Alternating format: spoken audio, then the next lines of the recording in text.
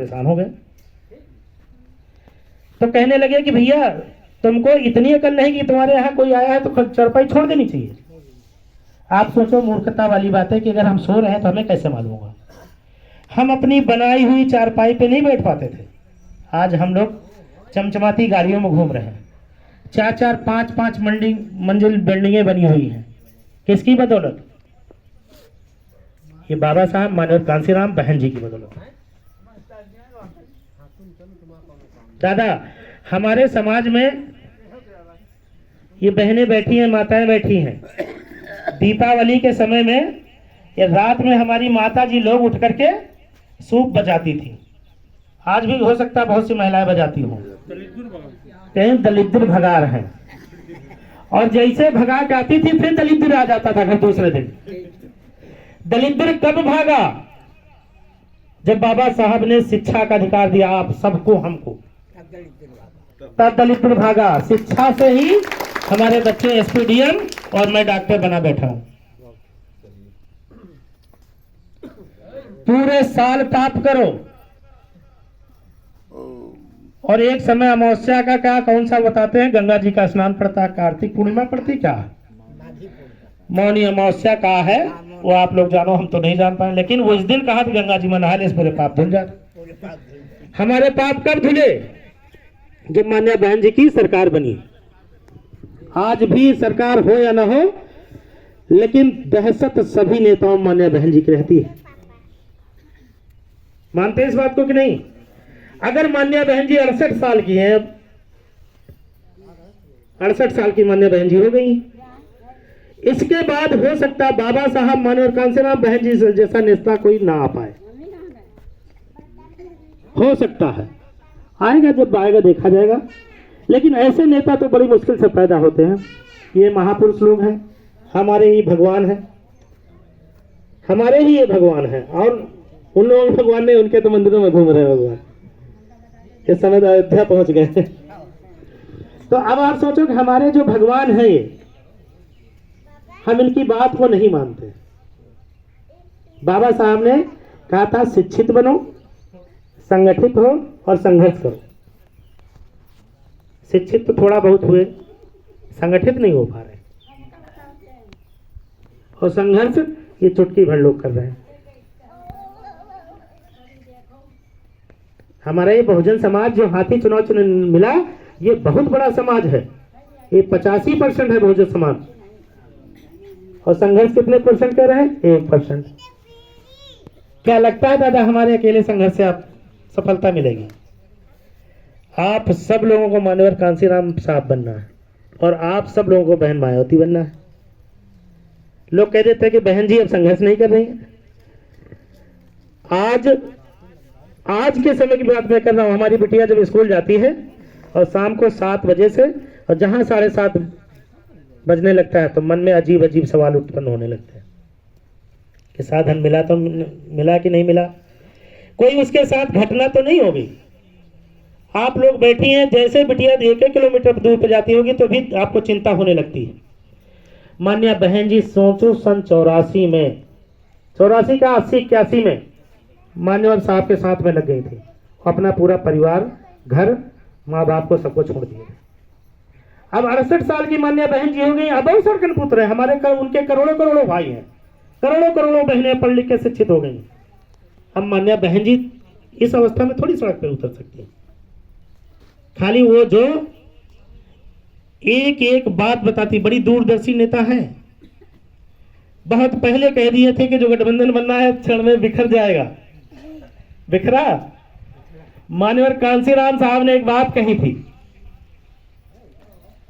कि जिस समय कांग्रेस से हमारा समाज अलग हो जाएगा, ये बहुजन समाज कांग्रेस में ही हमेशा हमारे बाबा दादा सब वोट देते थे।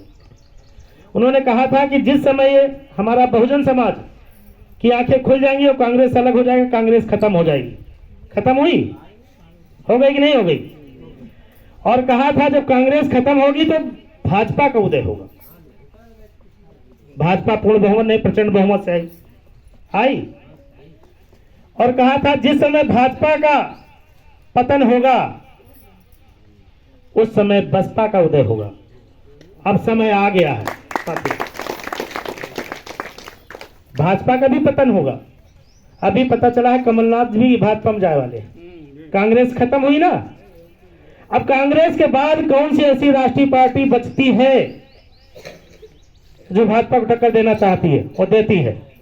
बहुजन समाज पार्टी के अलावा कोई है नहीं। अब आप सोचो कि इस समय हालात कैसे बदतर होते चले जा रहे हैं। पहले 2 रुपया किलो आपको अनाज मिलता था, 5 किलो की कितना हुआ दादा? 10 रुपया हुआ। आज उस 10 रुपए का फ्री कई दिन करी नहीं, लेकिन पेट्रोल 100 रुपया पार हो गया, कड़वा तेल 200 पार, लहसुन 500 रुपया किलो। जब तुम्हारे खाते में पैदा हुई तब 40 रुपये किलो हो जाई। अभी भाजपा के जो एजेंट है बनिया लोग, इनके घरे आ जाए तो 500 रुपए हो जाए, होगा। अपना 40 रुपए बेच के आप 500 का खरीद रहे हो। अरे दाली 100 रुपए में बेच करके 250 रुपए में खरीद रहे हो। यहाँ तक कि ये जब ये सरकारें आई हैं, यहाँ तक कि नमक 200, 250, 500 रुपए किलो बिकेगा। इतनी अफवाहों भरी, इतनी झूठ मक्कार दुनिया धरती पर कोई पार्टी न हुई। क्या की योजना ये लाए, उज्ज्वला योजना के अंतर्गत ही गांव-गांव महिलाओं को क्या किए? गैस बांटे। वो गैस कहां से आई?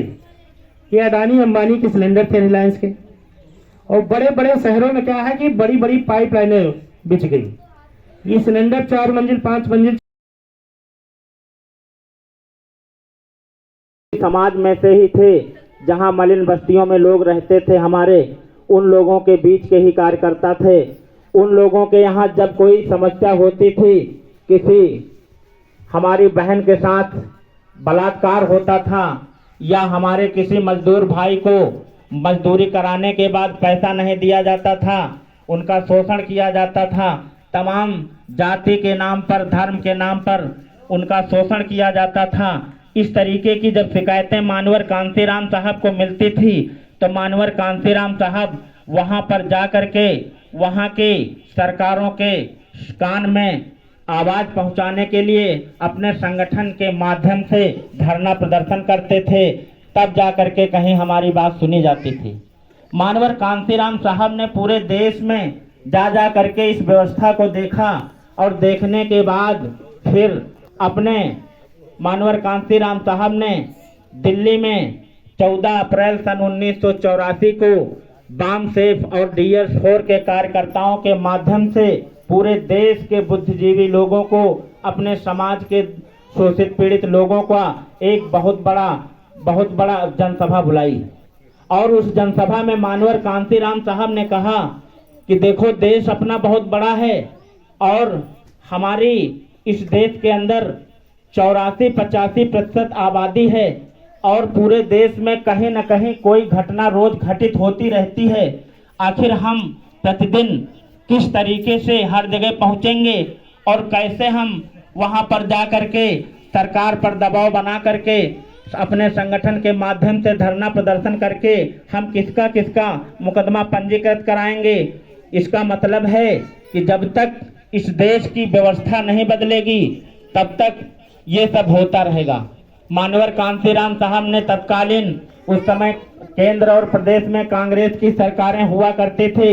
मानवर कांसीराम साहब ने कांग्रेस पार्टी के बड़े बड़े नेताओं के बीच में जा करके अपने दबे कुचले समाज की बात रखी, लेकिन उन लोगों ने उस बात को इस कान से सुनकर उस कान से निकाल दिया। तब मानवर कांसीराम साहब ने कहा कि अगर यही रवैया आप लोगों को का रहा तो मजबूर होकर के हमें एक अपनी राजनीतिक पार्टी बनानी पड़ेगी।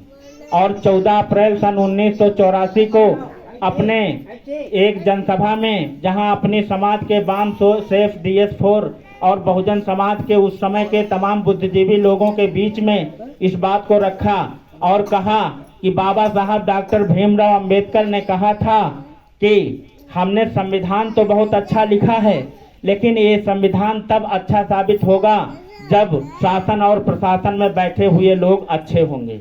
इस संविधान को लागू करने वालों की नीयत अगर अच्छी होगी तो ये संविधान अच्छा संविधान